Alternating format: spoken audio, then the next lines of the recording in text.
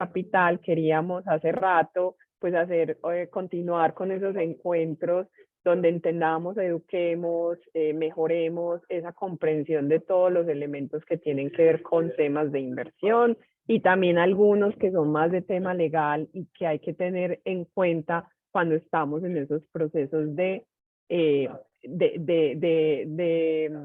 fusión, ¿cierto?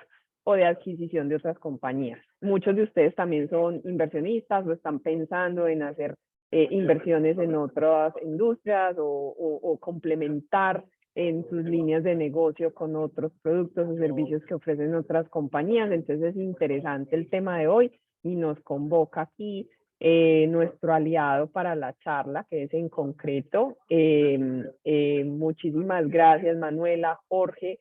Jorge Prada va a ser nuestro facilitador del día de hoy. Jorge es socio y Chief Operator Officer de En Concreto Estrategia. Tiene más de 10 años de experiencia en innovación, diseño de negocios, tiene amplias capacidades en temas de liderazgo, facilitación de equipos, tiene también mucho conocimiento en temas metodológicos en Design Thinking, Lean Startup, Jobs to be Done, metodologías ágiles, entre otros. Y también nos va a contar esa experiencia también desde En Concreto y desde lo que han hecho con los diferentes clientes que tienen, que no solo son otras startups, sino también corporativos, pues cómo esas fusiones y adquisiciones es relevante para el landscape que tenemos hoy en día. Adelante, Jorge, bienvenido. Esperamos sus preguntas en el chat. También él va a estar muy atento por si alguien quiere tomar el micrófono y hacer una pregunta. La idea es que participen porque también las inquietudes o los ejemplos desde cada una de las industrias en las que ustedes están nutren el ejercicio de hoy.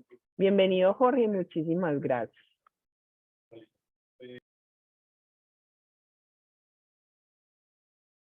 Denos un segundo, ya revisamos si Jorge está ahí. Veo que está conectado, pero no veo su cámara ya. Un segundo, por favor. Dale.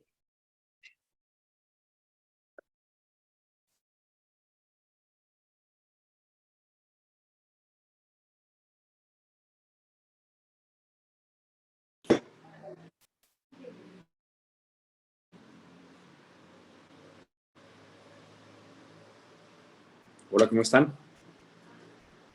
Hola, Jorge, adelante. Aquí ya está toda esta audiencia, Andy, del futuro para ti. Mucho gusto, qué pena con ustedes. Tengo algunos inconvenientes aquí con mi Zoom, pero espero que todo funcione muy bien. Mucho gusto, Jorge Prada, miembro del equipo En Concreto.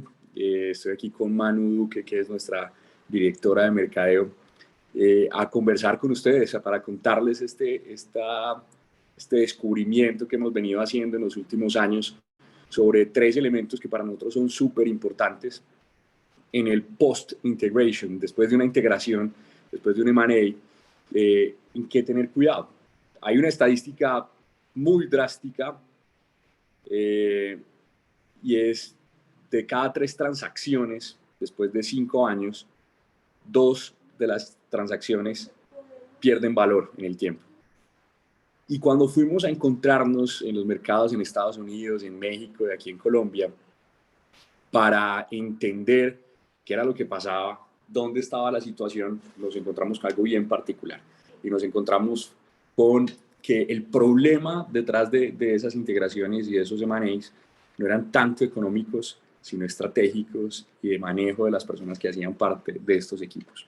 Entonces, hoy queremos contarles 3 capítulos que creemos que son relevantes para tener en cuenta, para que los tengan a disposición. Si están en medio de una negociación, podemos conversar aquí, podemos conversar más adelante.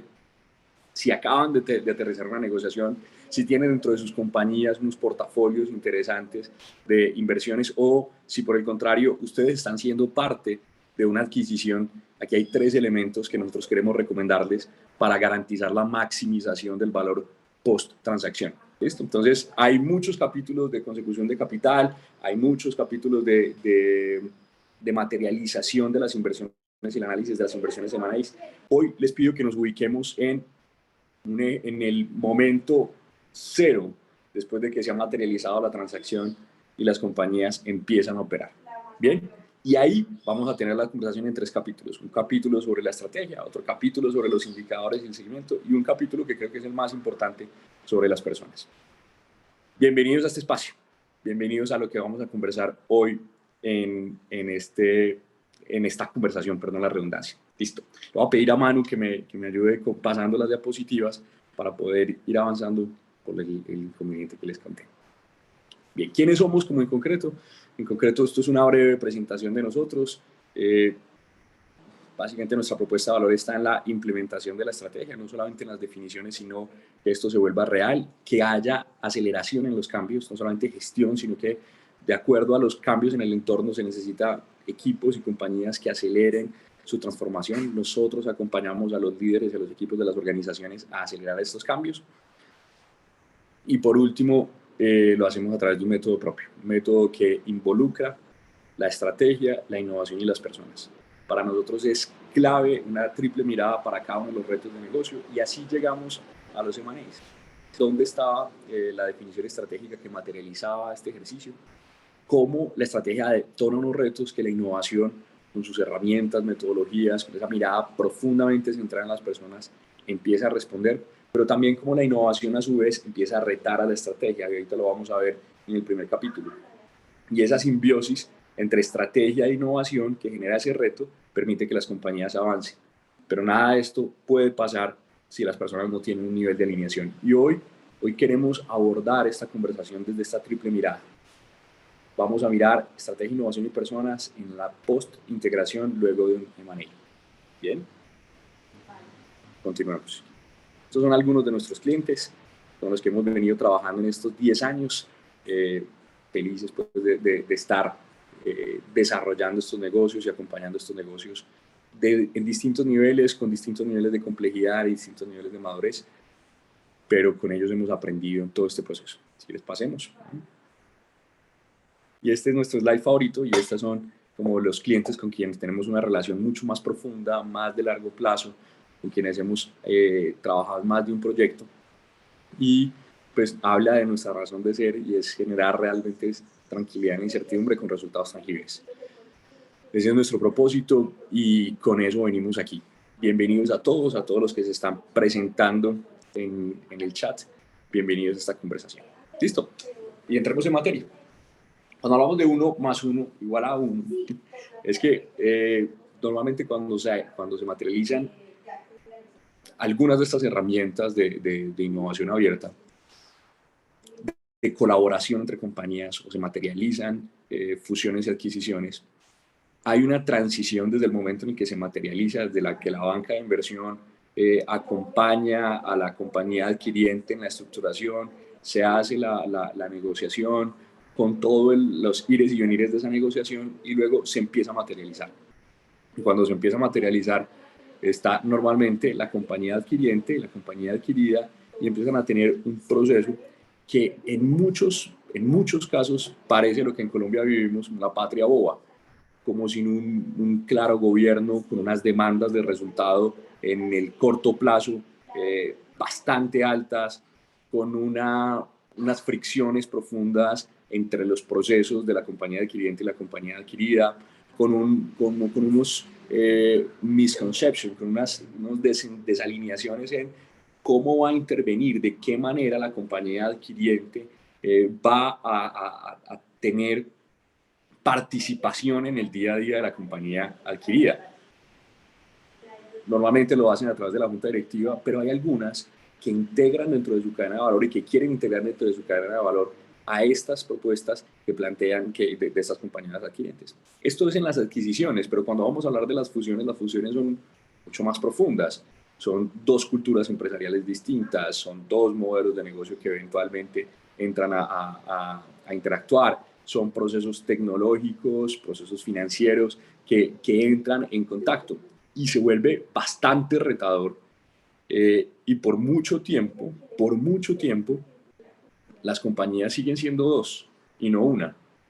Hemos tenido la oportunidad de acompañar a organizaciones que después de 10 años todavía identifican: yo vengo de tal organización, yo vengo de tal, aun cuando venían de ser parte de del mismo grupo empresarial, o yo conocí a esta persona en tal negocio, nosotros somos los que venimos de tal negocio y estos son los que vienen de tal negocio, y todavía se identifican esas microculturas y esas desalineaciones de fondo en lo que pasa en las organizaciones, y genera muchísimo desgaste en las relaciones, mucha improductividad, conversaciones que no logran cuajar, visiones del mundo y del mercado que son radicalmente diferentes. Y hoy queremos plantearles 3 herramientas, por lo menos, 3 macro abordajes para impedir que eso suceda o para minimizar esas fricciones al máximo. Bien, entonces, en este primer capítulo vamos a entrar en un capítulo de entendimiento de la estrategia y el fit estratégico que tenemos como negocio. Dale, mano. Sigamos para ir construyendo todo. Hoy vamos a hablar de 3 miradas. Vamos a empezar por la tercera, pero son unos ciclos que tienen muchísima correlación. Y la correlación es, empezamos con el feed estratégico. El feed estratégico nos va a hablar de cuál es la razón de ser de nuestro negocio. Este negocio sigue teniendo la misma razón de ser. El Start with the Why que nos plantea Simon Sinek sigue siendo vigente y sigue siendo valioso para esta conjunción de compañías. Tenemos que revisar la teoría del negocio que nos plantea Drucker o que nos plantea Alejandro Salazar en su último libro. Tenemos que revisar si seguimos siendo 2 compañías con características distintas o necesitamos configurarnos de una manera diferente con un mismo propósito para alcanzar y materializar lo siguiente, y es una entrega de valor real a nuestros clientes, una entrega de valor real que nos permita una ventaja competitiva, una ventaja diferencial, lo más sostenida en el tiempo posible, y nos invita a que nos fijemos objetivos comunes, resultados claves comunes, y empecemos a validar muy temprano cómo entregamos valor, cómo esta nueva sincronía de entes empieza a generar entregas de valor que no son desorganizadas, desarticuladas, que no son 2 entes abstractos o 3, sino que son una entrega de valor con coherencia, una propuesta única de valor a nuestros clientes. Pero nada de esto sucede si la cultura y no trabajamos en culturas emergentes, que tengan conversaciones potentes, que logremos identificar sus estados, que aceleremos el nivel de reto de los equipos, que logremos desarrollar las capacidades que tenemos que desarrollar para que esto funcione. Vamos a estar trabajando en estos 3 capítulos: feed estratégico, entrega de valor y cultura emergente. Listo, vamos.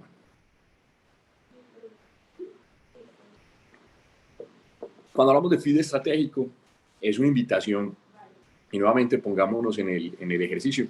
Normalmente cuando se dan estos M&As, la banca de inversión y un staff de abogados empiezan a acompañar estas transacciones. Se hacen todos los ejercicios de análisis financiero, hay una mirada de las proyecciones, hay unas discusiones profundas sobre la valorización del negocio, se entienden eventualmente los portafolios que manejan cada una de las compañías, y hay unas condiciones de participación. ¿Listo? Ahora bien, hay compañías que simplemente buscan construir un portafolio de inversiones con una alocación de capital que permita la diversificación y la mayor rentabilidad, la maximización de la rentabilidad de ese capital. Y está bien. Y lo único que hacen, pues, cuando hablo de lo único, pues no es menor, es tener una participación eventualmente activa en las juntas directivas, en el direccionamiento de ciertos asuntos, pero con una autonomía muy profunda en el negocio, en la naturaleza de ese negocio. Está bien cuando eso se evalúa y cuando se está viendo como si fuera un portafolio, y en ese portafolio yo tengo distintos activos y esos activos van generando las rentabilidades. Pero cuando yo soy un negocio, por ejemplo, una gran compañía, una gran corporación, que tiene unos retos de llegada al mercado, que tiene unos retos de construcción de una experiencia para el cliente muchísimo mejor, que tiene unos retos de desarrollo de capacidades tecnológicas para transformar de fondo la naturaleza del negocio, y voy y adquiero compañías o me fusiono con compañías que tienen esas capacidades complementarias, es necesario, ya lo que surge, si es una nueva entidad, no es un portafolio, no son entidades separadas, es un nuevo ente que empieza y que debería empezar a cuestionarse no solo cómo genera recursos, sino cómo genera rentabilidad, sino cuál es su propósito. Antes del tema de propósito, Peter Drucker nos hablaba de la teoría del negocio. Y Drucker tomaba ejemplos de GM, de AT&T, de IBM y de cómo algunas de esas compañías, dentro de toda esa historia, son compañías casi centenarias ahora, habían logrado adaptar en algunos momentos su teoría del negocio para poder reentender el enfoque de acuerdo a las características de mercado y generar una mayor coherencia y una mayor potencia en las adquisiciones y fusiones que habían generado. Los tres elementos que Drucker plantea para analizar la teoría del negocio son los siguientes. Mano, dale. Primero, unas suposiciones acerca de la situación de la organización, y cuando hablamos de la organización no solamente estamos hablando adentro, sino con un entendimiento de la organización en el contexto competitivo en el que está. ¿Quiénes son el mercado? ¿Cuál es el consumidor? ¿Cuáles son las tecnologías emergentes que necesitan evaluarse? ¿Y cómo se integran esas tecnologías? La sociedad y su estructura. Miren, nosotros hemos estado y hemos hecho parte de conversaciones de M&As y esto no es tan común, no es tan común una mirada centrada en el cliente para entender y ahora este nuevo ente, esta nueva fusión o esta adquisición que permite una integración dentro de la cadena de valor, cómo transforma nuestra relación con el mercado, cómo nos lleva a un posicionamiento distinto. Y es posible que algunos líderes de la organización tengan, de acuerdo a su visión, en mente por qué quieren integrar estos portafolios, por qué quieren integrar estas compañías. Pero no se hace una declaración clara al resto de la organización y no se hace una construcción concreta a los clientes de cuál es ese nuevo propósito y esa nueva razón de ser y cómo esta nueva integración permite un nuevo posicionamiento. Miren, cuando se dan estas fusiones y adquisiciones, el entorno competitivo cambia. Los competidores tradicionales con los que las distintas compañías, según sus industrias, venían desarrollando su benchmark, es posible que aquí cambie, porque se amplía el espectro de oportunidad, porque entramos a participar en más puntos del journey de nuestros clientes alrededor de ciertas necesidades. Y eso nos lleva a entender sustitutos distintos. Esa mirada de los posibles sustitutos, esas miradas de nuestra nueva participación en los journey del cliente y esa mirada de nuestro posicionamiento nuevo en el mercado hace parte fundamental de la teoría del negocio y es una conversación que se tiene que tratar. Nuestra recomendación es ni siquiera post-integración, sino qué bueno que antes que se diera esto, antes que se diera la transacción, empezáramos a abordar este tipo de conversaciones que dan luces de qué es lo que queremos que suceda con las organizaciones más adelante. Lo otro es suposiciones sobre el propósito de la organización. Y este tema del propósito de la organización es clave. Para nosotros, somos unos fieles creyentes que el propósito de la organización es la decisión estratégica por excelencia. El propósito de la organización debe trascender, y aquí es importante, de la industria a la que pertenecemos, del portafolio en el que participamos, a lo que estamos llamados a solucionar. Y ahorita más adelante le vamos a dar doble clic a esto.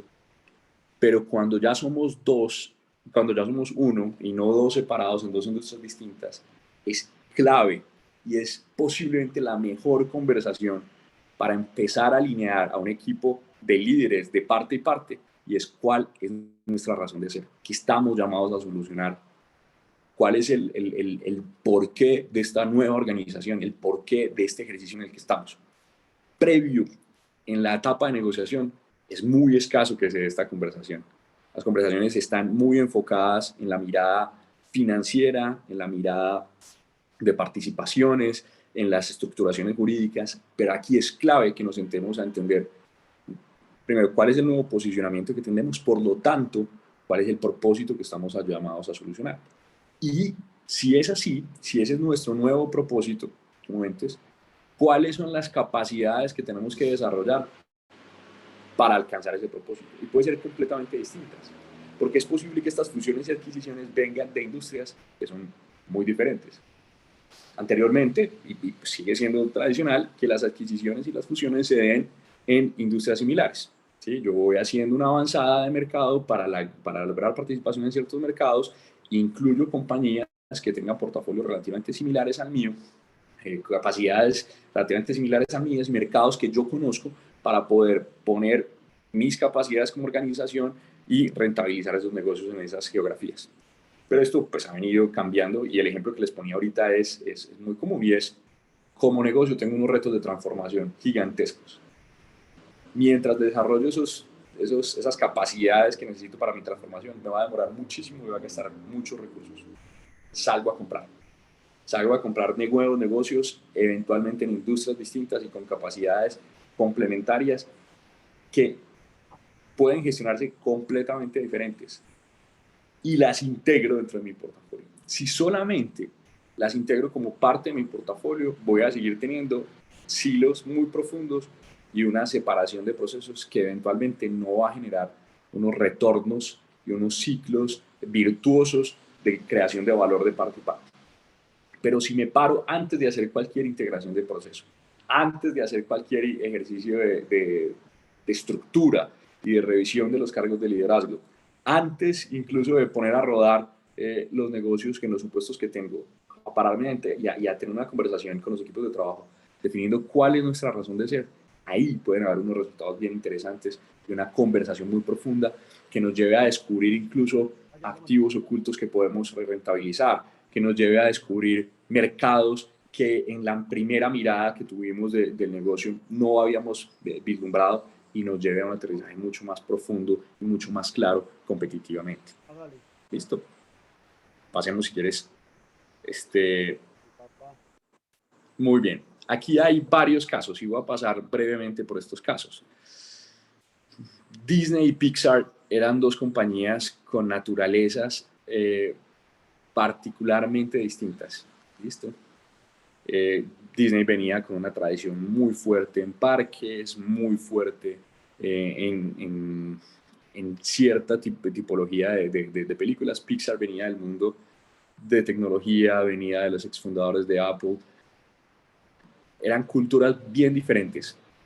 La primera conversación les lleva a entender esa sincronía y a entender en dónde podían ser muchísimo más potentes y cómo podían, a partir de esa correlación, generar un nuevo entendimiento del negocio que lleva a que Disney haya tenido un crecimiento de 2006 a 2023 más allá del doble de su valoración bursátil, que cuando estamos hablando de 80 billones de dólares en 2006 a 2023, 168 billones, le quitamos la corrección por inflación y es una valoración bien interesante, una tasa de crecimiento compuesto del 8.3 para negocios tan maduros y con una participación en temas y en negocios completamente distintos a partir de unos contenidos muy, muy interesantes. Se saca lo mejor de las culturas, se saca lo mejor del mindset de ambos, se define un nuevo propósito conjunto y las compañías pueden empezar a caminar con un mayor éxito que les permite crecer su valor en el tiempo. Si quieres, pasemos mano para que pasemos más rápido por aquí. A Google le pasó algo parecido y es, Google tenía dos características. Venía con unas compras, unas adquisiciones agresivas. Cuando compra Android, por ejemplo, pues multiplica la valoración de mercado de Google, se multiplica muchísimo. Miren la comparación de 62 billones a 1.4 trillones de dólares, una tasa anual de crecimiento del 23.5%. Google tiene particularidades y es que tiene un mundo de intraemprendimiento muy fuerte y tiene también una estrategia de crecimiento inorgánico a través de adquisiciones brutal. ¿Qué pasa con Google? Y es su razón de ser se queda corta. El organizar la información del mundo se queda corto y necesita crear un nuevo centro corporativo que le dé coherencia mayor y le permita tener una vista como cenital de esas inversiones y entender las congruencias que se pueden generar y los ciclos virtuosos que se pueden dar con un activo fundamental que son los datos, pero con una mirada de una coherencia estratégica que aquí me va a salir un poquito. Yo no sé si ustedes se vieron en algún momento en Netflix, hubo un documental sobre AlphaGo, que era el deep learning que habían desarrollado, si no estoy mal, una compañía que adquirió Google para jugar Go, el juego de mesa que es muy fuerte en Corea, en Japón, que es una de las 4 artes en Oriente, que es muchísimo más complejo y que tiene una variedad de movidas muchísimo más fuertes que el ajedrez. Y se creía que pues sí, ahorita en 2023 con este punto de quiebre que hemos tenido de la inteligencia artificial, pues ya ahorita no dudamos de nada, pero en esa época, por unos 7, 8 años, era imposible que una inteligencia artificial, que un ejercicio de deep learning pudiera ganarle al campeón de Go mundial. Y cuando empiezan a mostrar cómo se parametriza y cómo empiezan a entrenarlo, y cómo empiezan a entrenarlo contra el campeón europeo, y luego cómo llevan a un campeonato mundial ya contra el jugador de Go. Yo recuerdo la jugada 59 que hace AlphaGo, y es una jugada prácticamente, o sea, que los mismos, el campeón mundial dice, se equivocó la máquina, quienes estaban observando dijeron, se equivocó la máquina, aquí hay un error, no puede hacer la jugada.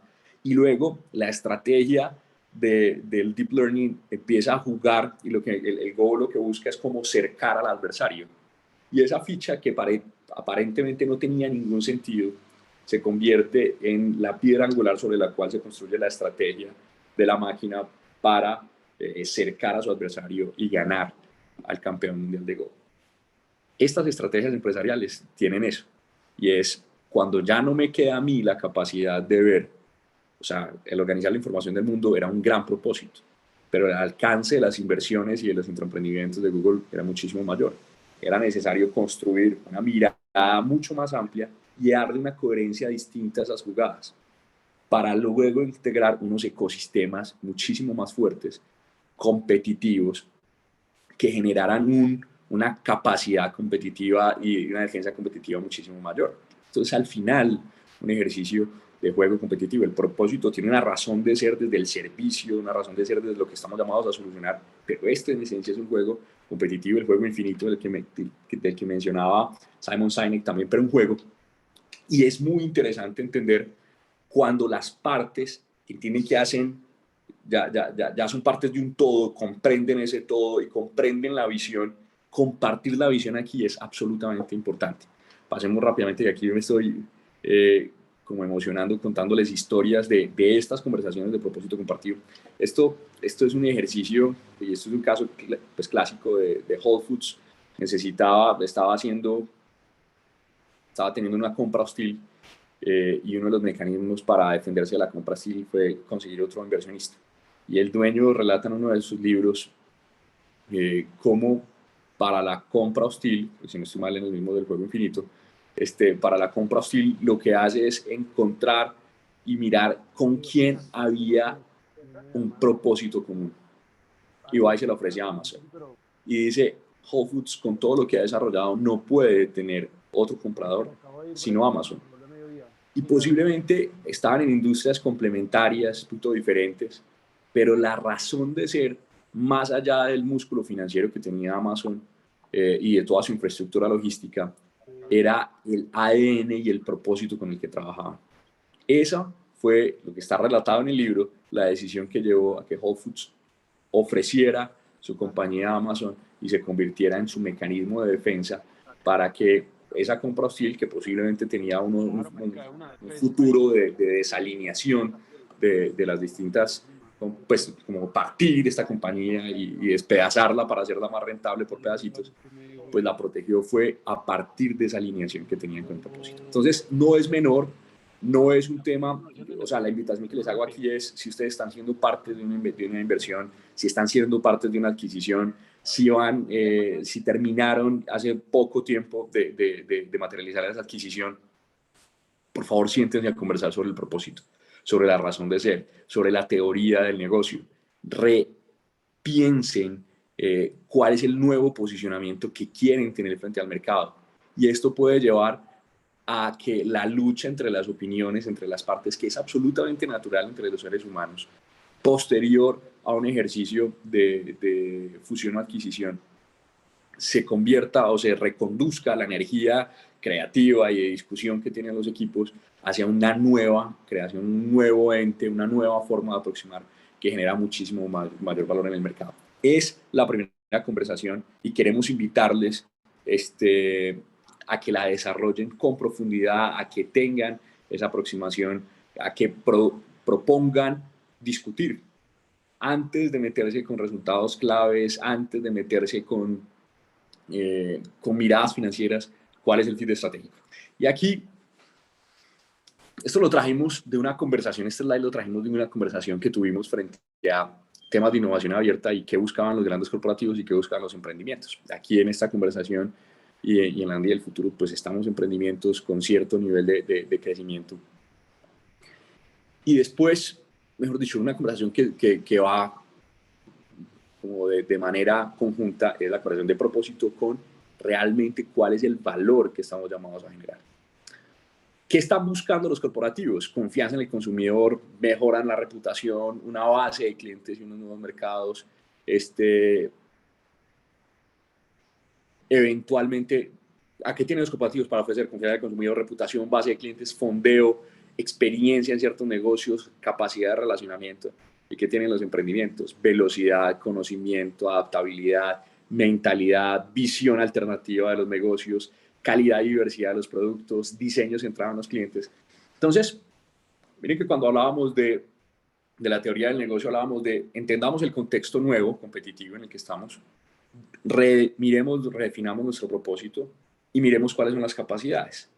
Y aquí vimos unos ejemplos de fusiones y adquisiciones que funcionaron bien porque tenían o porque lograron construir nuevos propósitos. Y aquí son cuáles son las capacidades que necesitamos para ese propósito, para la materialización de ese propósito.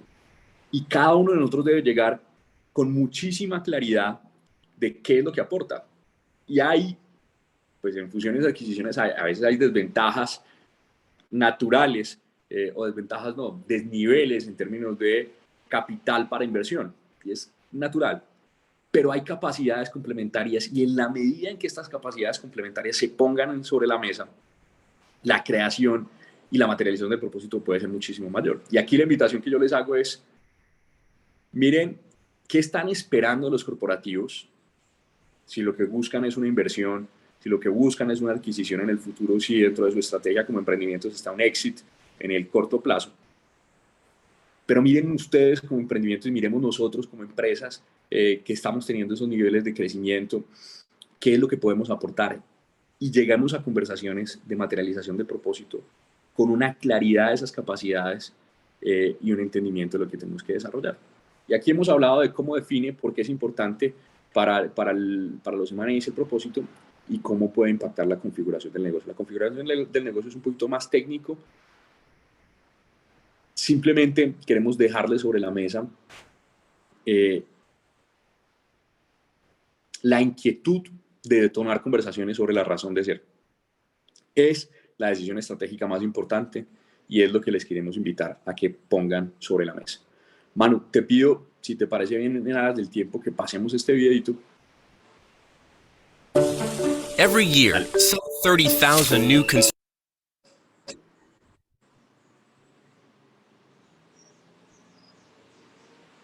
Gracias, Juan.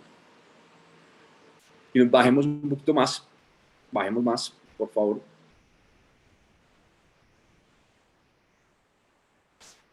Dale más adelante, por favor. Vamos a pasar a algunos conceptos que hemos venido hablando y queremos centrarnos en esto.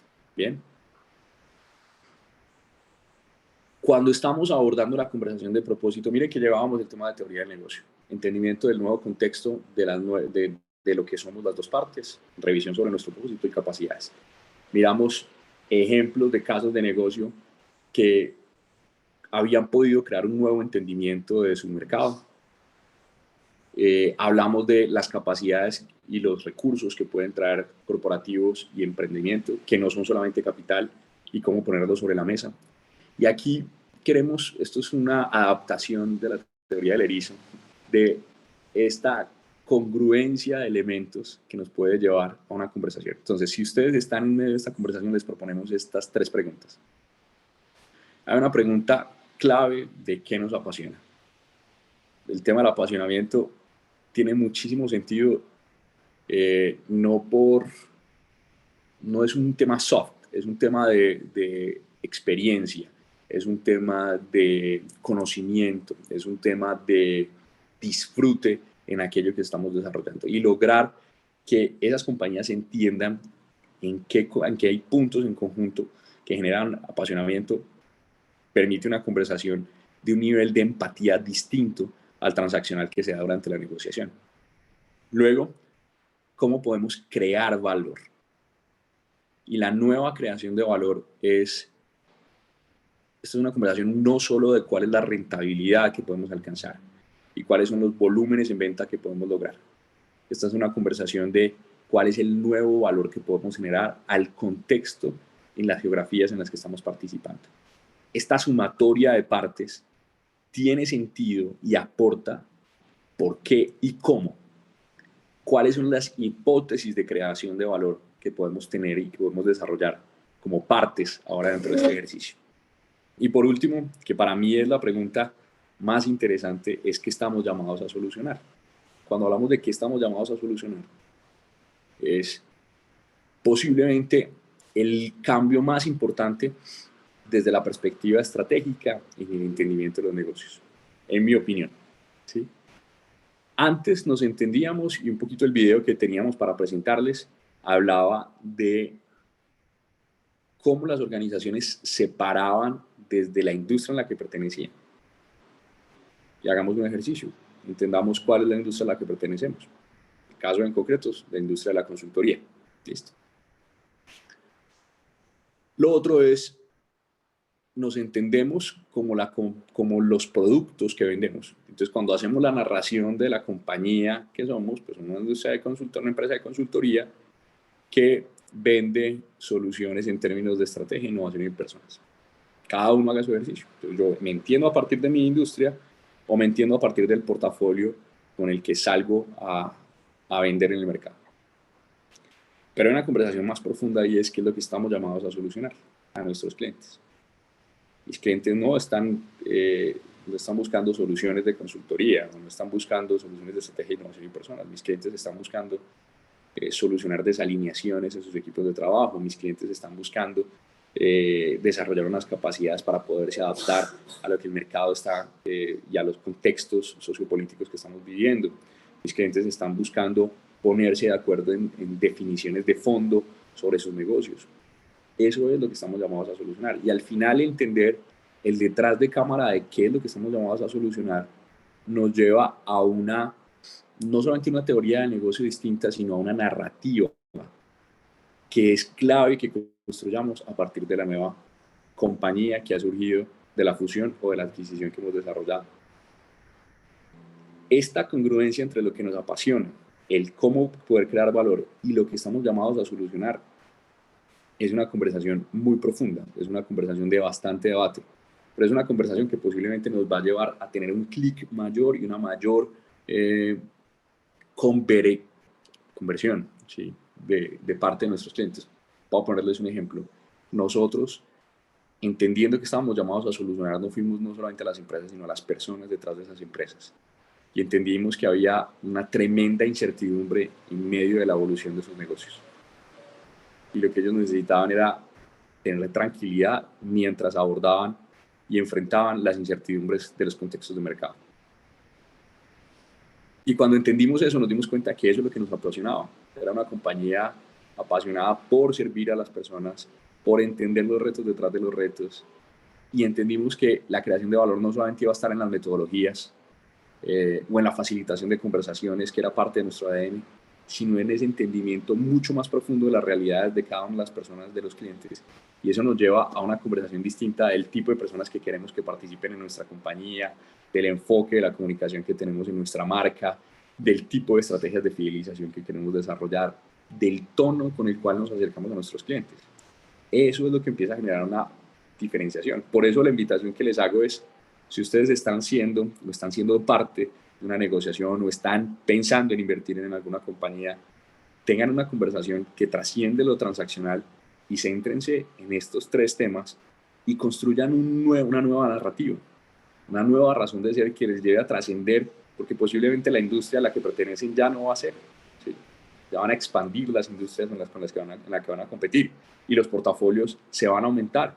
Entonces la narrativa a partir de eso termina siendo una narrativa vaga, pero una narrativa a partir de esto genera una conexión muchísimo mayor con el mercado y permite una apropiación no solamente del mercado, sino fundamentalmente de los equipos de trabajo, que vamos a ver que es el tema crítico para que esto funcione. ¿Listo?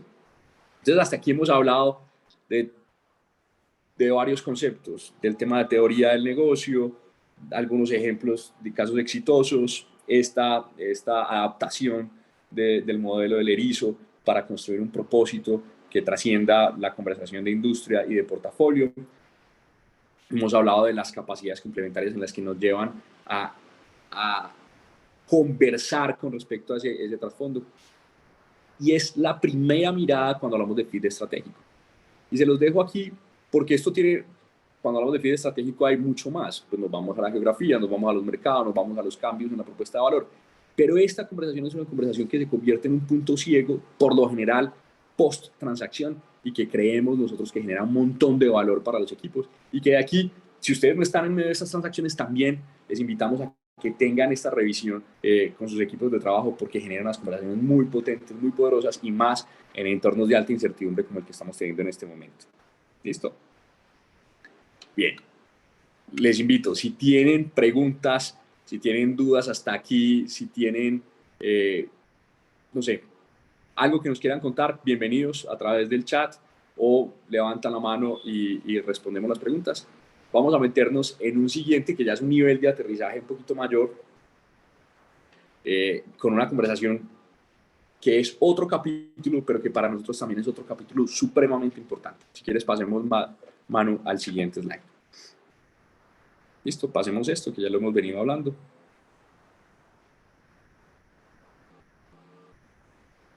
Bien. Entonces, luego de haber definido un propósito conjunto claro que trascienda la mirada de industria y la mirada de portafolio y que nos permita construir una narrativa mucho más profunda, entonces imagínense la potencia entre las partes, quienes vienen de un negocio con unos paradigmas, con una razón de ser, quienes vienen de otro, quienes tienen voy a hablar de casos que estamos viendo muy fuertes aquí en Colombia, y es quienes están dinamizando, pues eso que dinamizando el tema de compras y adquisiciones. Ni siquiera son las adquisiciones de compañías de afuera, compañías internas, sino de grandes conglomerados a startups o emprendimientos que tienen unos portafolios y unos avances en su transformación digital que puede complementar los desarrollos de esto. O sea, hay buena parte de la inversión que se está dando desde los venture capital corporativos. Esa integración de esas conversaciones a partir de un nuevo propósito genera un montón de valor y de potencia. Pero claramente el primer afán, después de haber materializado una inversión, es el retorno de esa inversión. Sí. Ese retorno de esa inversión tiene que ser claro, tiene que ser contundente. Y cuando hablo de claro y contundente no significa solamente que se refleje en los estados financieros, sino tiene que ser claro y contundente como parte de la narrativa. ¿Qué es lo que queremos lograr y cuáles son los resultados claves? En este punto no me voy a detener mucho, simplemente quiero plantearles, miren, los OKRs como sistema, como mecanismo de seguimiento a la estrategia es muy potente, son muy potentes. Les voy a explicar por qué nosotros vemos que son potentes y se los pongo sobre la mesa. Los OKRs vienen del libro de Mide lo que importa, seguramente muchos de ustedes los han medido. Hoy las compañías, muchos de nuestros clientes están haciendo una transición a OKRs, no solamente por una moda o porque vayan muy bien de la mano con las formas de trabajo ágiles, que hacen parte también de la nueva tendencia en el desarrollo que están queriendo adaptar las grandes compañías, sino porque logran retar a los equipos de una manera muy particular. Para nosotros los OKRs tienen 3 miradas, aquí voy a ser muy breve, pero para que las pongan como una herramienta práctica. Lo primero, los objetivos. Pasemos mano. Listo. Los objetivos nos plantean a nosotros, aquí voy a dejar este slide, las OKRs, objetivos y resultados claves. Esas nos permiten a nosotros tener unos statements de qué es lo que queremos lograr. Una forma fácil de plantearnos es párese cara a cara con aquella contraparte con quien usted hizo la negociación y pongámonos de acuerdo en qué queremos estar celebrando en los próximos 3 años y qué queremos estar celebrando a la luz de eso en el próximo año. Así de sencillo. más que unos indicadores numéricos, más que unas reglas financieras muy estrictas, es una construcción de, hombre, el para qué de este negocio que hemos materializado. ¿Qué es lo que este equipo, o sea, cuál es la visualización de esas grandes metas que le dan sentido a este nuevo ente que estamos creando? Y si ya definimos el propósito y si ya hemos recorrido ese ejercicio que les planteamos ahorita, el modelo del erizo, pues maravilloso acá volvernos sobre esa conversación y decir, perfecto, ¿cuáles son los objetivos que nos estamos fijando? ¿Qué es lo que queremos celebrar? Y hagámoslo a 3 años y volvámonos a 1 año. Pero luego la conversación se pone más interesante y es, ¿cómo sabemos que estamos logrando estos objetivos? ¿Cuáles son los resultados claves? Nuestra recomendación en resultados claves es construir resultados claves a 1 año y resultados claves al siguiente trimestre. Esos resultados claves deben ser numéricos, esos resultados claves deberían ser lo más cuantitativos posibles. Esos resultados claves, y aquí viene el punto más importante, deberían ser resultados claves de impacto y no de esfuerzo. Y esto es un cambio muy teso para las compañías, pero puede ser un reenfoque si estamos empezando esa nueva organización después de una fusión, o si estamos empezando a partir de una adquisición a replantear nuestros objetivos a la luz de las compañías de las que hacemos parte. Los resultados claves enfocados en impacto generan muchísimo valor porque me llevan a mí a una mayor priorización, una capacidad de renuncia y a un entendimiento profundo de en dónde va a estar el valor que yo estoy llamado a generar. ¿Por qué? Porque estamos acostumbrados a medir nuestro esfuerzo, a legitimar nuestra razón de ser, nuestros cargos, en la cantidad de cosas que hacemos. Una de las conversaciones que teníamos con uno de estos líderes de compañías que ya estaba como en una etapa 3 de madurez, él había liderado el proceso de fusión de varias fuerzas comerciales que las había puesto al servicio de un gran conglomerado. Nos decía, hombre, con el tiempo nos vamos inventando cargos y nos vamos inventando tareas. Y hay un tema detrás que son los shitty jobs, ¿sí? Cosas que nos inventamos para legitimar nuestro tiempo y nuestro salario, que no le apuntan realmente a lo que tenemos que lograr. No solamente a los objetivos, sino a esos resultados claves de impacto, de valor a nuestros clientes, de valor a nuestros clientes. Y eso es una conversación muy importante. ¿Cómo le entregamos valor tempranamente a nuestros clientes? Entonces, aquí en este contexto de emprendimiento, para muchos de nosotros es muy claro las formas de trabajo ágiles, para muchos de nosotros es muy claro el Lean Startup como una capacidad de experimentación constante, permanente, para pivotear y para poder crecer en el negocio. Pero cuando nos estamos integrando y cuando estamos ya, eventualmente, nuestro modelo de negocio ha tenido cierta prueba y ha sido atractivo para que nos fusionemos con otro negocio o para que seamos adquiridos, el volver a ponernos de acuerdo quién es nuestro cliente, cuáles son esas posibilidades y esas hipótesis de generación de valor que podemos entregar, cuál es el Pareto, el 20% de las cosas que va a generar el 80% del valor, el 20% del esfuerzo en donde vamos a generar el 80% del valor, y hacer ejercicios de repriorización para concentrarnos en el impacto que queremos generarle a nuestro cliente y poder tener una retroalimentación temprana, nos va a permitir a nosotros tener unas conversaciones de adaptación muchísimo más rápidas. Entonces, es muy triste que 2 o 3 años después de haber hecho una inversión, quienes han hecho parte de estas fusiones o adquisiciones se den cuenta, en 2 de 3 casos, que han perdido valor. Y han perdido valor porque no se han puesto de acuerdo en lo fundamental. No solamente en el proceso, en el propósito, sino en cuáles son los grandes objetivos que van a perseguir y en cómo van a generar impacto tempranamente y van a recibir feedback de ese impacto temprano para hacer adaptaciones rápidas en su estrategia y lograr las modificaciones que permitan un tracking claro del valor percibido por el cliente que retorne premiado en caja y en rentabilidad para el negocio. Si logramos desde muy temprano, no solamente tener las conversaciones de filosofía del negocio del propósito, sino generar unas conversaciones que son difíciles, que son difíciles porque empiezan a ser demandantes, porque implican unos compromisos significativos, porque van a retar las velocidades de las partes, porque van a retar el entendimiento que se tienen de los clientes. Pero si logramos aproximar esas conversaciones a la mayor velocidad, nos vamos a evitar un montón de fricciones, un montón de desgaste en el tiempo. Entonces, eventualmente, lo que nos ha servido en términos de experimentación temprana, lo que nos ha servido en términos de agilidad para crecer nuestros negocios, lo que nos ha servido para probar nuestra propuesta de valor, sigue siendo vigente cuando se ha materializado una fusión y una adquisición. No porque entremos a ser parte de un conglomerado más grande, de una organización más grande, de un grupo empresarial, no porque seamos absorbidos, significa que se pierde vigencia el espíritu de lo que estamos planteando aquí. La capacidad crítica de centrar nuestras decisiones estratégicas en el cliente, el entendimiento profundo de dónde está el pareto de nuestro valor, la capacidad de renunciar a aquello que no tiene mucho sentido es lo que le va a dar velocidad y tracción.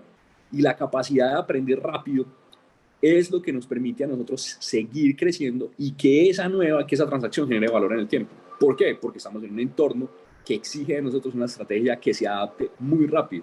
Entonces, aquí la invitación, porque seguramente ustedes conocen de esto, si no, bienvenida a sus preguntas, invítenos y nos tomamos un cafecito y conversamos frente a esto con muchísimo gusto de parte del equipo en concreto, que para nosotros es parte de nuestro ADN.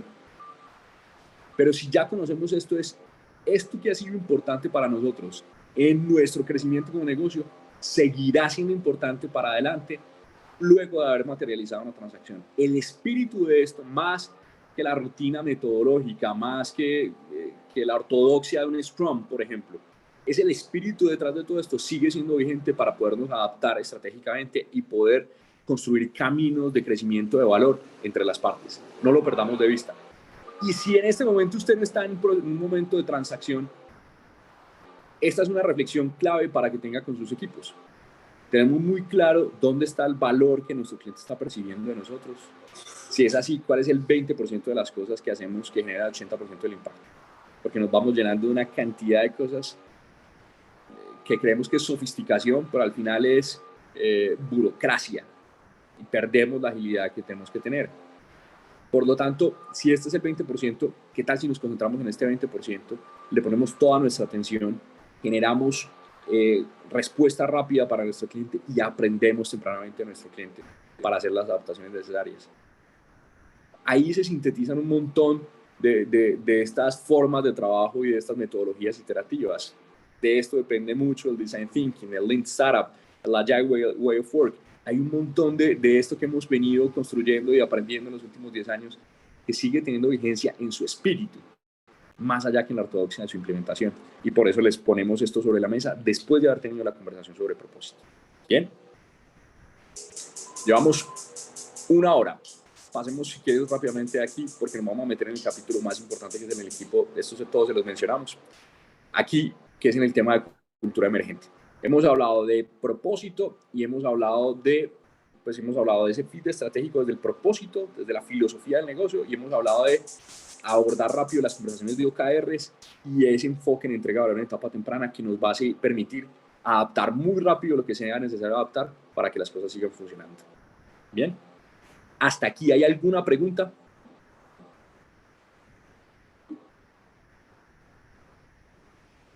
Bien, les pido un favor.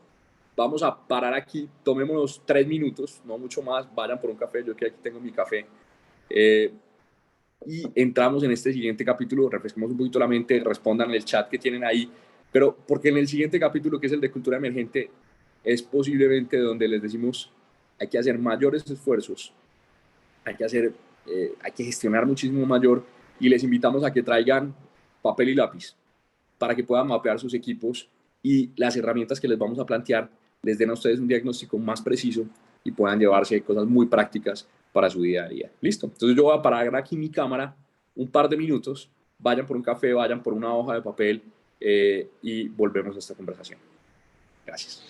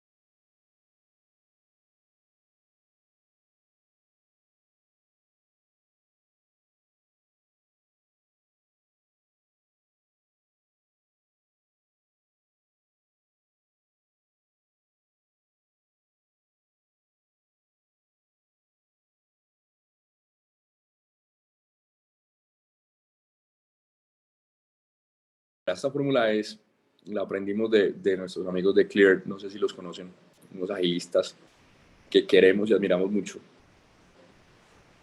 Y nos decían, hombre, R igual R. Y pues en concreto vive de esto, de lograr que esto funcione. R igual R. Relaciones igual a resultados. Es una fórmula muy básica, pero sin ninguna duda es clave de éxito. Voy a ponerles ejemplos de cosas que me ha tocado vivir. Todavía en Bancolombia había, no sé si todavía lo haya, pero hace un rato que trabajé en la compañía, era quienes venían del BIC y quienes venían de Conavi, ¿sí? En construir esa nueva cultura, pues fue retador. Comercial Nutresa eran los que venían de Chocolates y los que venían de Noel, siendo parte del mismo grupo empresarial. Cuando estaba UNE, recuerdo que eran los que venían de Orbitel y los que venían de PM. Sé que les ha pasado eso. Sé que cuando uno viene de fusiones y adquisiciones, lo más retador es crear una cultura emergente, una cultura que se construye a partir de una cultura emergente fuerte, se construye a partir de relaciones fuertes, y relaciones fuertes generan resultados fuertes. Las compañías que no logran articular esas culturas van a tener muchísimas fricciones y muy costosas. Es decir, la permanencia de sus equipos de trabajo va a ser mucho menor, las restricciones en el tipo de conversaciones, las decisiones que se van a tener son altísimas, las fricciones en procesos, manejos presupuestales, promoción de líderes dentro de la compañía, va a ser bien retador. Si estos tres elementos los hicimos desde la perspectiva más de estrategia, de resultados, que son las mayores urgencias, pero en este capítulo es el capítulo más importante, sin ninguna duda. Es aquí donde hay que generar una mayor pausa, un mayor entendimiento. ¿Qué les pedimos a ustedes?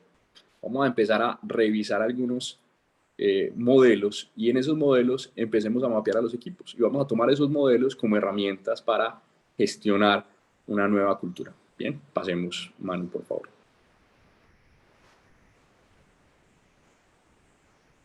Pasemos de acá. El primer modelo, y aquí les agradezco que pónganle nombre a sus equipos, miren en dónde están los equipos, y eventualmente si esto es una compañía o son dos compañías que están fusionándose, utilicemos este modelo. El modelo de Tuckman es un modelo que tiene unos 40 años, pero que sigue siendo supremamente valioso e interesante para mapear en dónde y en qué fases de evolución y de madurez están mis equipos. Todo equipo pasa por estas fases, todo. Y las 5 fases, aquí hay unas adaptaciones nuestras, pero las 5 fases con respecto al tiempo y a la inversión de energía de los líderes y de los equipos en esto, la primera es una fase de formación. La fase de formación es una fase donde el equipo se está formando como equipo, ¿sí? Es un equipo que eventualmente no lo es, son partes, son entes que tienen un conocimiento bien estético. Cuando hablo de estético es muy superficial de quiénes son las personas con las que están trabajando, que tienen conversaciones con niveles de profundidad y niveles de confianza muy bajitos y que toman cierto tiempo para ir desarrollando unos acuerdos mínimos que les permitan unos primeros resultados. ¿Bien? Una post-transacción son equipos en formación, ¿sí? Son dos partes que no tienen conocimiento, son dos culturas que tienen historias distintas, que necesitan, y aquí lo que tenemos que hacer como líderes es agilizar el conocimiento y la integración de estas personas. Es pasar lo más rápido posible de las conversaciones transaccionales a conversaciones en un nivel mayor de confianza. Confianzas basadas en el entendimiento de las capacidades de las otras partes. Confianza basada en la expertise técnica que vienen, en la historia de lo que los otros han desarrollado. Y es fundamental. El ejemplo de los equipos en formación, este es un ejemplo clásico que utilizamos, son los novios que apenas se están conociendo. que apenas están saliendo, pues ni siquiera son novios, ¿cierto? Están saliendo, son date, los presentaron, hubo buena química, arrancan a salir. Las conversaciones son, como les decía, estéticas. No pasa mucho, no pasa mucha cosa, pero tampoco el desempeño es alto. Y no es que yo pueda apoyarme en la otra persona con suficiente claridad porque lo conozco profundamente. ¿Listo? Hasta que llega un punto, que es como en las parejas que decimos tú y yo que venimos siendo, que es la normación de propósito. Y miren que esto se conecta con lo que veníamos hablando al principio. Y es esa primera conversación de cuál es nuestra razón de ser. ¿Para qué existimos? Para eso tenemos que haber acelerado ese conocimiento entre las partes y ese desarrollo de confianza. Aquí es inversión el tiempo dedicado no solamente a proyectos y a trabajo en equipo para temas laborales. Aquí es inversión en tiempo dedicado para que las personas pasen tiempo juntos, para que parchen, para que se conozcan, para que se hagan bullying un ratico, para que empiecen a romper esas barreras que naturalmente tenemos los seres humanos. Y que después de haber desarrollado esa confianza puedan tener unas conversaciones muy de fondo de cuál es la razón de ser que tienen ya como un nuevo ente, ¿sí? Como esa nueva compañía, esa nueva fusión y adquisición. ¿Listo? Y luego de ahí empiezan naturalmente y siempre se van a dar las crisis, el storming. Las crisis son posiblemente a lo que más le huimos, a lo que más le tememos, pero es absolutamente necesario pasarlo, y más cuando venimos en un proceso de fusión o adquisición. Siempre van a haber fricciones. Y hay fricciones que son muy básicas, no sé, de integración de tecnologías, de integración del CRM. Pues cuando lo de básicas seguramente es complejo, seguramente dedica tiempo, seguramente implica inversión, pero son temas que con un buen proceso, con un buen acompañamiento, con un buen manejo de proyectos se pueden solucionar. Pero las crisis que vienen de una desalineación en la aproximación frente al cliente, una desalineación en cuál es realmente nuestra propuesta de valor, una desalineación en las prioridades, una falta de entendimiento de la concatenación de los efectos y las causas en las compañías, de los procesos. Eso empieza a generar unas fricciones de fondo. Y miren que estoy hablando de desalineación, misconception, son temas que a veces no son tan evidentes, que vienen de paradigmas, que vienen de ideales, que vienen de historias, y que cuando empezamos a relacionarnos con respecto a eso, que viene de principios incluso de vida. Y estas crisis generan tremendo desgaste en los equipos.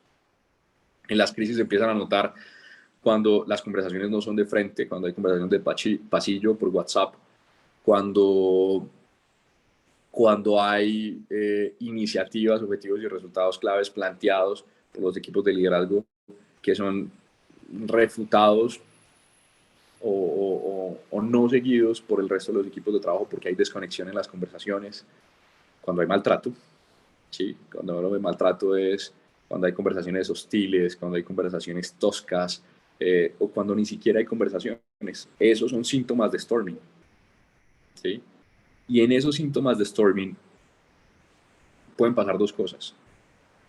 O que haya miren la línea punteada, una disolución, ¿sí? O que se invierta tiempo en generación de acuerdos de fondo.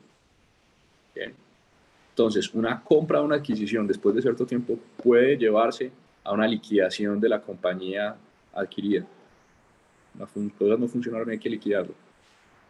O eventualmente a una nueva venta de esa compañía porque no se lograron superar los storming, porque no hubo la alineación de fondo, porque no se tuvo la capacidad de tener las conversaciones que se tenían que tener, porque no se generaron los acuerdos, que son acuerdos transformacionales del negocio. Y aquí estos acuerdos pueden ser acuerdos de objetivos y resultados claves, como los mencionábamos ahorita más arriba, pero son acuerdos también con respecto a la filosofía de approach al cliente, el acuerdo de cómo vamos a manejar nuestro liderazgo, el tipo de principios y de ADN y lo que vamos a permitir y no vamos a permitir en nuestras compañías, ese tipo de conversaciones de acuerdos, ¿cómo vamos a priorizar? ¿Cuáles son los factores reales de priorización que vamos a tener aquí? ¿Cómo generamos y cómo nos adaptamos rápido sin generar tanta resistencia entre los equipos? Esos son acuerdos de fondo. Y esos acuerdos de fondo, el papel que tenemos los líderes es poner los temas de conversación sobre la mesa, no evadirlos, no hacerlos como que no son con nosotros. Muchas veces nosotros como líderes somos los detonantes de las crisis, no porque pongamos las conversaciones sobre la mesa, sino por nuestros propios errores. Y tenemos que abordar el toro por dos cuernos para que generemos acuerdos de fondo, para garantizar que nuestros equipos tienen los niveles de motivación, las capacidades necesarias, ahorita vamos a hablar de capacidades necesarias para implementar los proyectos que estamos ejecutando y para sacar adelante el negocio. Entonces los líderes nos tenemos que dedicar a poner los temas sobre la mesa y a garantizar que esos acuerdos se cumplan y nosotros cumplirlos. Y en la medida en que esos acuerdos se van refinando y se van forjando y se van fortaleciendo en el tiempo, llega la eficiencia, son equipos de alto desempeño. Entonces, en este proceso, en este modelo, se va dando identidad a un nuevo equipo. Las partes que venían de historias distintas van encontrando una nueva identidad, van generando unos acuerdos, ya no solamente sobre su razón de ser, sino unos acuerdos de fondo en la manera en la que están haciendo las cosas. Y logran un entendimiento sobre su negocio y sobre la nueva posición competitiva y sobre su nueva razón de ser que les llevan alto desempeño. Aquí, en estos nuevos acuerdos de trabajo pueden venir cambios en las estructuras, pueden venir cambios en los equipos de liderazgo, pueden venir cambios en las formas de trabajo tipo adopción de modelos ágiles de trabajo. Todo lo que sea necesario para lograr un alto desempeño, creando una identidad de fondo y la capacidad de tener conversaciones que permita que se avance en esta curva hasta el alto desempeño. Ojo con esto. Estos equipos llegan al alto desempeño no de otra manera, sino a través de conversaciones. Yo puedo generar un diseño organizacional nuevo, yo puedo hacer unas adaptaciones en la estructura, yo puedo proponer unos cambios en los objetivos y resultados claves, yo puedo gestionar los incentivos salariales para movilizar ciertos temas estratégicos. Pero si no cambio, si las personas no pasan por este ciclo de conversaciones, los equipos no llegan al alto desempeño. No hay escapatoria frente a eso, ni hay, ¿cómo les digo? No hay un atajo para llegar al alto desempeño de la eficiencia.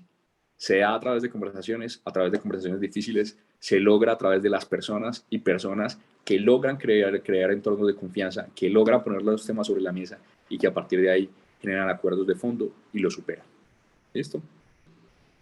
Entonces,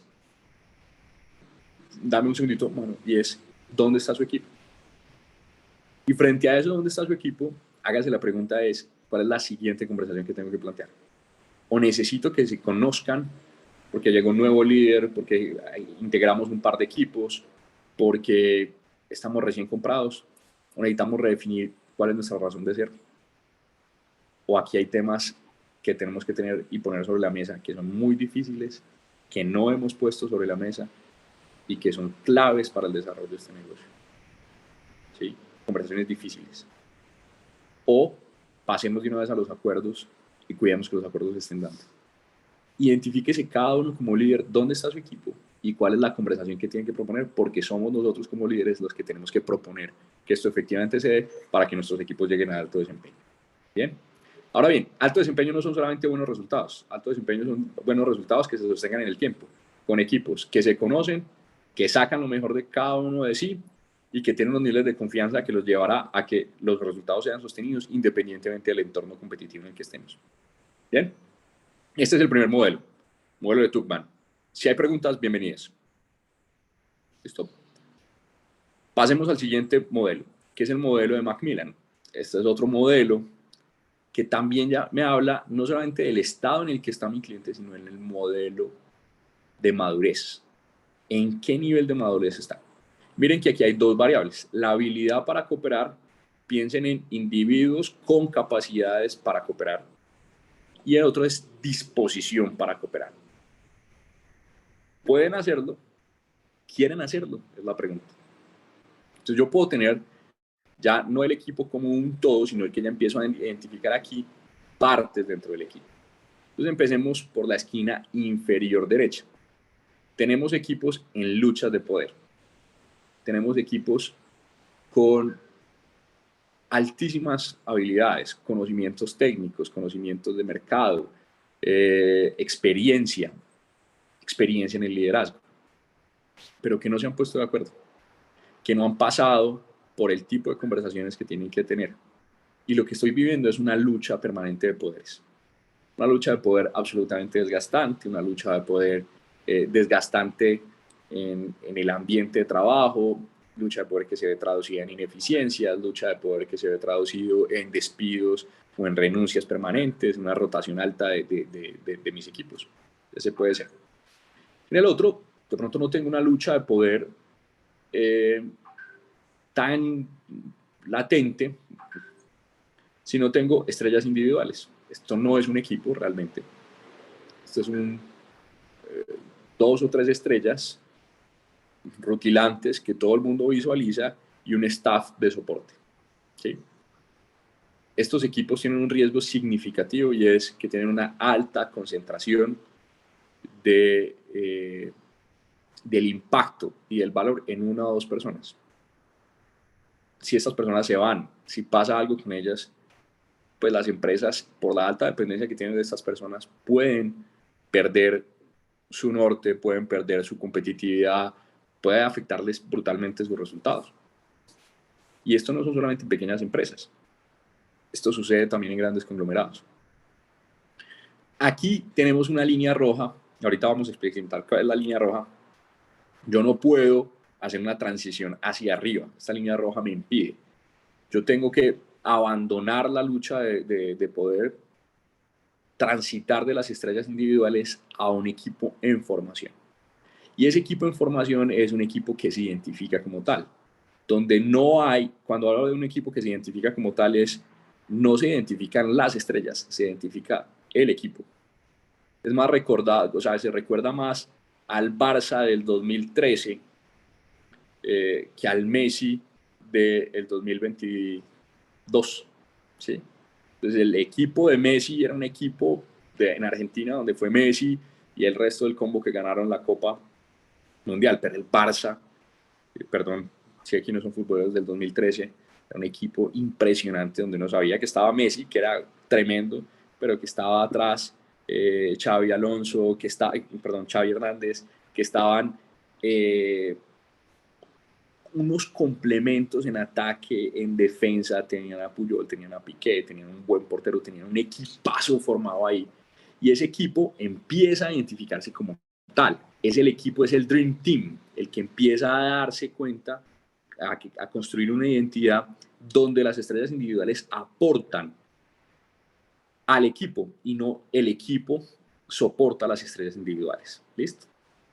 Y luego empieza a trascender a un equipo adolescente. El equipo adolescente es un equipo que todavía encuentra un montón de excusas. Un equipo adolescente es un equipo que culpa al contexto de los resultados. Un equipo adolescente es un equipo que todavía espera qué es lo que le digan que hacer. Tiene muy buena disposición para cooperar, sí, pero la habilidad de cómo cooperar no. No se entienden, no tienen necesariamente las mismas conversaciones. Cuando hablo de no se entienden, no es porque haya fricciones dentro de los equipos, sino porque no hay comprensión del valor que cada una de las partes puede tener. Y nuevamente, un equipo adolescente está culpando al contexto por los resultados y esperando que le den o instrucciones o que le den la guía para poder moverse, como funcionan con los adolescentes, ¿cierto? Donde la autonomía es parcial para ciertas cosas, pero todavía hay una alta dependencia. Pero ya los equipos en desarrollo en alto desempeño son equipos que empiezan a construir una capacidad de cooperar a partir de una disposición profunda de cooperación. Y es muy importante eso. Tiene que haber primero una disposición de cooperación para que luego las habilidades de las partes se sostengan, se fortalezcan y lleguen al alto desempeño. Un equipo en desarrollo se superpone a lo que hemos hablado. Un equipo en desarrollo está pasando de las crisis a los acuerdos de fondo. Un equipo en desarrollo es un equipo que aprende a modelar esos acuerdos para que sean cada vez más efectivos. Un equipo en desarrollo es cada vez más autónomo, un equipo en desarrollo es cada vez más responsable de sus responsabilidades. Un equipo en alto desempeño es un equipo que la saca del estadio como equipo y que sus individuos brillan también como individuos. Entonces no son solamente, no es el equipo como un todo, sino también las partes del equipo funcionando muy bien. ¿Por qué? Porque hay altísimo conocimiento de los unos y los otros, hay complementariedad en las capacidades, hay alineación en para dónde van. Nuevamente, miren acá, ¿cuál es la disposición para cooperar de sus equipos y cuál es la habilidad de cooperar? Nosotros podemos tener, y esto sucede mucho después de fusiones y adquisiciones, que yo tenía 2 líderes de mercadeo en 2 equipos distintos y llegan y me toca unirlos en un mismo equipo y se dan las luchas de poder. O vengo con una fuerza comercial, con un vendedor que se encargaba de reventarla comercialmente y arrastraba al resto del equipo, integro fuerzas comerciales y empiezo a tener estrellas individuales, pero no unos cumplimientos homogéneos entre los equipos. Lo que tengo que hacer para que esto cambie es trabajar fuertísimo en la disposición para la cooperación. Cuando yo empiezo a trabajar en la disposición para la cooperación, es que puedo darle una identidad de equipo real. Aquí abajo, en estrellas individuales sin lucha de poder, no hay equipo. Y por lo tanto, los resultados van a ser o transitorios o no se van a dar. Bien. Entonces hay que invertirle a este proceso. Identifique el equipo o su compañía en dónde está. Y si es así, ¿cuál debería ser el siguiente esfuerzo? O tengo que tener una altísima disposición para cooperar, pero lo que necesito generar es habilidades para cooperar, mejores acuerdos, mejores rutinas de trabajo, mejores estructuras y funcionamiento. O es un equipo con unas capacidades impresionantes, pero con una disposición muy bajita para cooperación. ¿Cómo intervengo? ¿Cómo genero conversaciones? ¿Cómo habilito el conocimiento entre ellos para que esto funcione muchísimo mejor? ¿Listo? ¿Vamos bien hasta ahí? Aquí llevamos 2 modelos, modelo de Tuckman y modelo de Macmillan. Y vamos al siguiente modelo, que es el modelo de Csikszentmihalyi. Que es un modelo que es impronunciable, pero en ese modelo impronunciable, aquí tenemos 2 habilidades, dos variables, reto o desafío y habilidad. Entonces miren cómo vamos pasando del stage del equipo a empezar a entender el equipo por partes, y aquí ya esto es un tema personal. Les voy a dar, no sé, ojalá rayen este mismo modelito en sus hojas, para eso les pedimos las hojas, para que miren dónde están sus equipos. John, Lina, Laura, David Daza, y ahorita nos cuentan cómo les va, María Camila, de nuevo. ¿Dónde? Hagan esta matriz que es muy sencilla, desafío versus capacidad. Entonces, ya estando yo como líder de mi equipo y entendiendo en dónde está mi equipo, después de una adquisición, por ejemplo, tengo distintas personas que vienen de distintas áreas y que tengo que integrar. Aquí lo que tengo que empezar es a entender en dónde están cada uno de ellos. Csikszentmihalyi lo que planteaba es, hay un estado de altísima productividad, de desarrollo y de realización, que es el estado de flow, donde yo tengo mis capacidades a tope para responder a unos retos equivalentes. Es decir, tengo todas mis capacidades concentradas en unos retos bastante significativos. Y cuando tengo mis capacidades enfocadas en esos retos, es donde encuentro una mayor realización. Hay una sensación de atemporalidad, hay mayor disfrute de lo que estoy haciendo. Estoy muy enganchado en lo que estoy haciendo porque me gusta un montón y porque tengo todas las capacidades y porque entiendo profundamente el reto. ¿Listo? Ese es el estado de flow. En ese estado es el estado ideal para cada una de las personas que trabajan con nosotros. Es el estado ideal en el que nosotros estamos. Bien. Pero es bien retador tener a todos nuestros equipos en flow. ¿Por qué? Y aquí empecemos a revisar. Y es porque nuestros equipos no necesariamente tienen las capacidades necesarias para los niveles de desafío que les estamos planteando o que supone una fusión y una adquisición. Entonces, si yo tengo un equipo con una habilidad chiquita para un desafío chiquito, lo que hay es apatía. Ahí no tengo nada que hacer, una gente absolutamente desconectada que posiblemente va a salir de mi compañía muy rápido porque pues esto no es con ellos. Pero en la medida en que empezamos a entregar retos conseguir nuevos mercados, alcanzar métricas de desempeño de negocio más altas,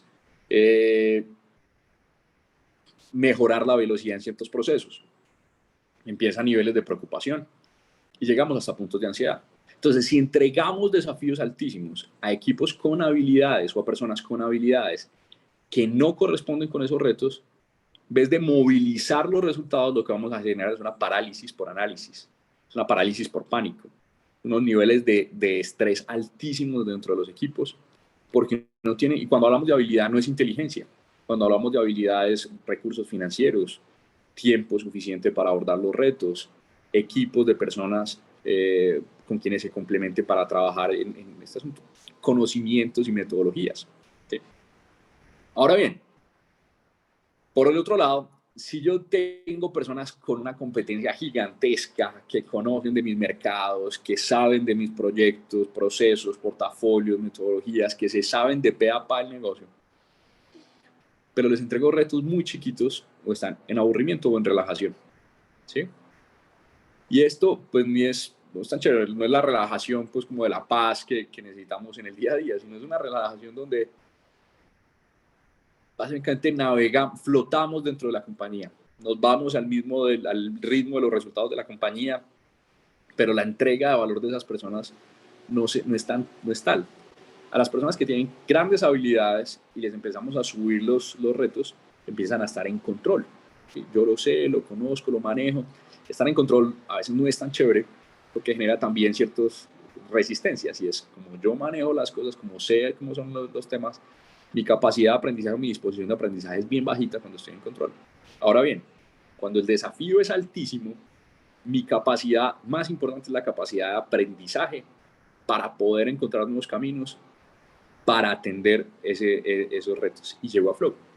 Entonces, nosotros lo que debemos hacer después de hacer un ejercicio de integración es entender en qué punto están las personas de nuestros equipos. Si los tengo, y mapéenlos con su nombre, a quién tengo en preocupación, a quién tengo en ansiedad, a quién tengo en actividades que ya los saco de esa parálisis y empiezo a darle un poquito más de tiempo para que atienda el proyecto. Le entrego una formación, una capacidad, hay una mayor disponibilidad de presupuesto para que contrate lo que sea necesario para alcanzar los resultados. Y empiezo a movilizar esa habilidad hacia la derecha y lo empiezo a llevar a Flow. Entonces, nuestro rol como líderes es primero mapear a dónde tengo mi gente y a mover los hilos, y es o les entrego mayores retos porque tienen una gran capacidad, una gran habilidad, o les entrego más habilidades y complemento más sus habilidades para que logren el tipo de desafíos que supone esta nueva compañía que generamos. ¿Sí? Y en todo el tiempo estoy calibrando. No llevar a unos niveles de reto que los vuelva a llevar a ansiedad, ¿sí? Y tampoco descuidar las habilidades que tengo que ir construyendo en ellos. ¿Qué no puedo hacer? Y esto es supremamente importante. No puedo disminuir el reto. Si ya hemos plantado un reto, así de grande, lo que tenemos que construir es capacidades para alcanzar ese reto. Y nos tenemos que involucrar como líderes en la construcción de esas capacidades, porque terminan siendo capacidades organizacionales. ¿Bien? Entonces, la primera recomendación es, yo no puedo bajar el reto. Tengo que dedicarme o a subir el reto para las personas con altas habilidades o a generar capacidades para que los retos que tenemos como negocio se logren alcanzar. Esa es la primera. Y lo segundo, como líder, y si usted es líder y no tiene nadie encima, es su responsabilidad llevarse a Flow. Y esto es un tema de gestión personal también. Si yo estoy en control, en preocupación, en ansiedad, en aburrimiento, eventualmente yo puedo levantar la mano y decir cuál es el siguiente nivel de reto que necesito como líder en esta compañía. O, ojo, que las capacidades me están superando. No tengo claro el cómo llevar el modelo comercial a un siguiente nivel. No tengo claro el cómo construir un portafolio que escale de una manera mucho más potente. No tengo claro cómo integrar estos procesos con estos otros de las adquisiciones que hemos venido desarrollando hacia futuro. Y es responsabilidad personal hacer un mapeo de en dónde estoy y cómo me muevo, o cómo desarrollo las capacidades, o cómo aumento el nivel de reto para llegar a Flow. ¿Listo?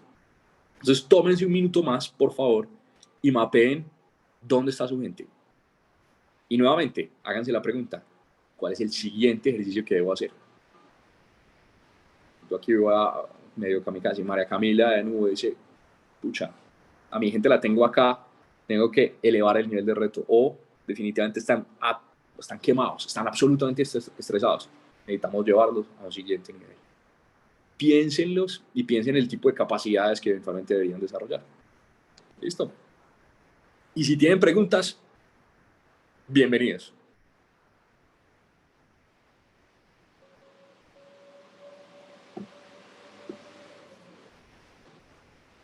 ¿Vamos bien?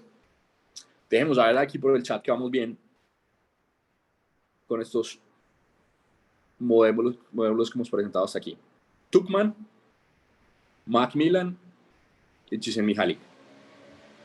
No sé, un emoticón, thumbs up. Sí, Jorge, sino que ellos son un poquito penosos, pero yo creo que ahí sí van todos al pie.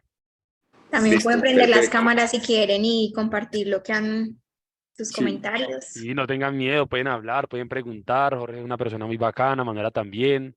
Nadie les va a pegar ni Sí. les va a regañar por preguntar. Exacto. Sí, no sé si soy muy bacano, pero no me conocen, entonces estoy. Pero no, bienvenidos. Mariana, dale, contanos. Hola a todos. Hola. Bueno, Mariana Sarmiento, gerente general de Terrazos. Y nada, uno, fantástico, súper útil todo lo que estás mencionando. Y creo que, digamos, parte de la pregunta es, mejor dicho, esa capacidad de autorreconocimiento de dónde están los equipos es difícil, ¿cierto? Hay gente que no tiene esa, sobre todo las estrellas individuales a veces, o cuando hay esas luchas de poder que se pueden estar generando, es difícil como poder abstraer y poder pensar más ampliamente. Entonces, ¿cómo, mejor dicho, entendiendo esto, cómo uno aborda estas conversaciones, cómo uno genera los espacios,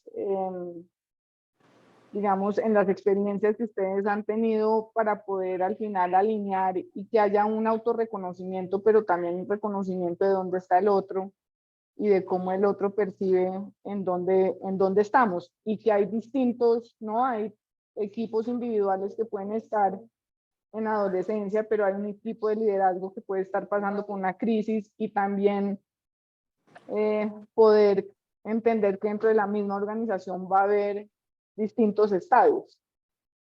Sí. Ahora, te voy a plantear dos alternativas para hacerlo. Hay una que es bastante obvia, pero no por obvia es menor, y es sacar estos slides y explicárselos al equipo y decirle dónde se ven y que el equipo diga y por qué. Y esto lo puedes hacer individualmente, dependiendo de tu lectura del equipo. Tú puedes traer a las personas que tengas dentro de tu equipo y decirles, mira, estoy haciendo un diagnóstico del equipo y quiero conversar con ustedes. Este es el funcionamiento. ¿Dónde nos ves? Ten toda la libertad. Y si tú eres la líder de la compañía, tienes que darles la confianza de decir, hombre, estamos en crisis, no tenemos conversaciones de fondo. ¿Cuáles son las conversaciones de fondo que hay que tener? No sé, Mariana, tu estilo de liderazgo es complicado y está generando una fricción frente a tal cosa. Perfecto, gracias por preguntarme. Y puedes encontrar dos o tres. No, aquí tenemos un tema de acuerdos que no hemos podido generar. Y te vas a encontrar con que el mapa no necesariamente es tan homogéneo entre las personas pueden tener distintos puntos de vista, pero vas a empezar a encontrarte patrones. ¿Listo? Lo mismo en Flow.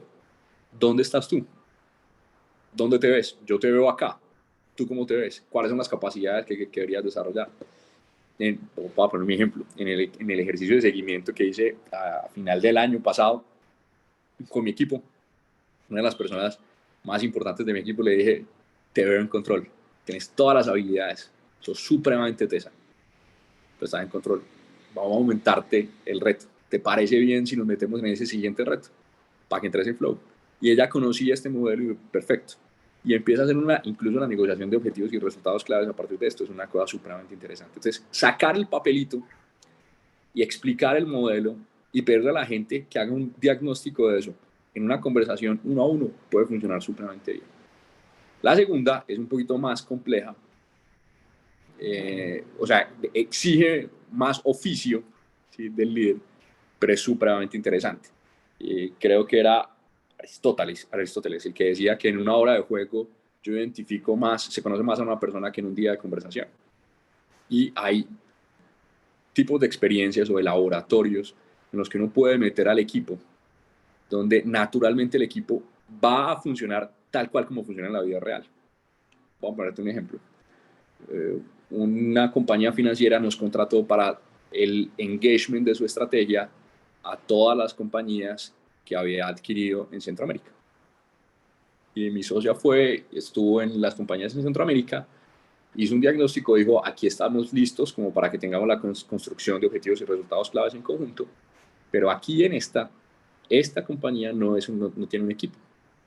Y efectivamente, cosas como ese equipo directivo, 17 personas, nunca se habían encontrado todos juntos, nunca se habían tomado una foto juntos, nunca tenían reuniones juntos.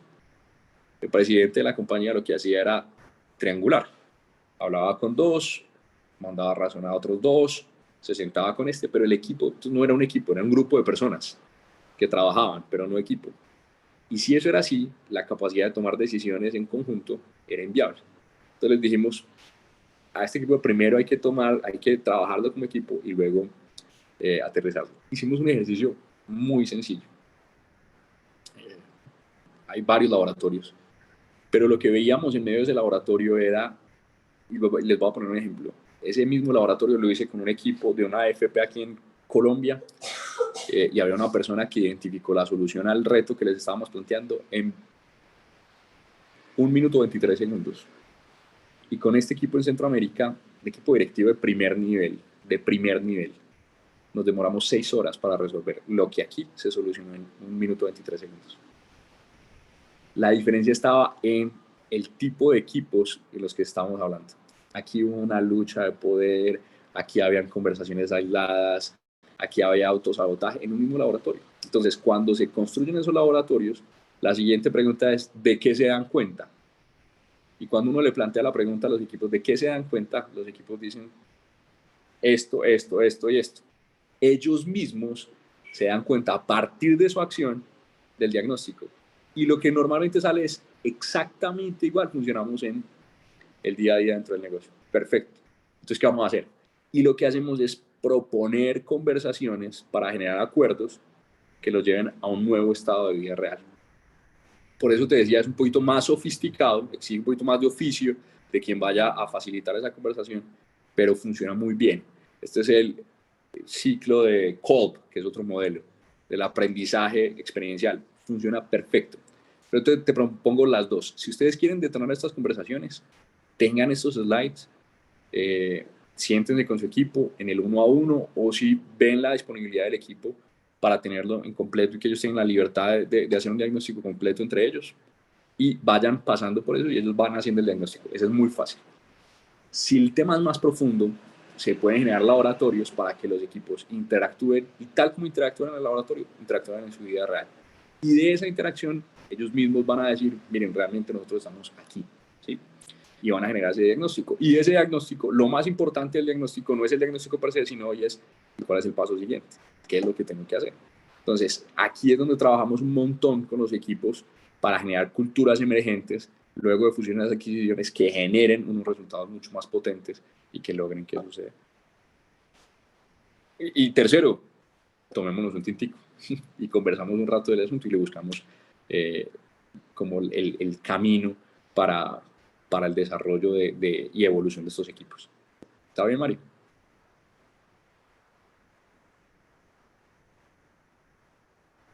Súper, gracias. A ti.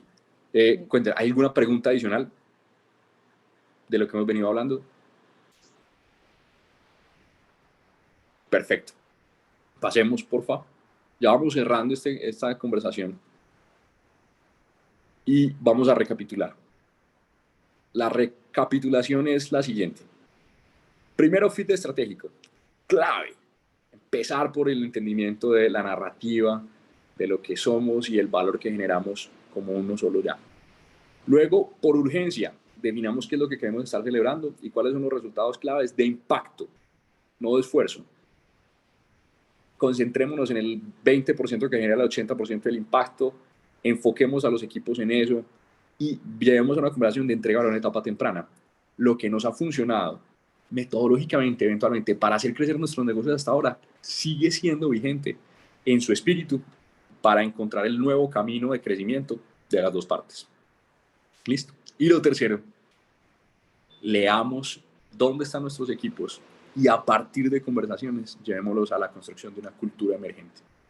A partir de nuevos retos, de desarrollo de capacidades y de generación de acuerdos. Esos acuerdos al final van a ser la cultura. Y acuérdense que la cultura, esto es un clichésísimo, pero funciona, la cultura se come a la estrategia del desayuno.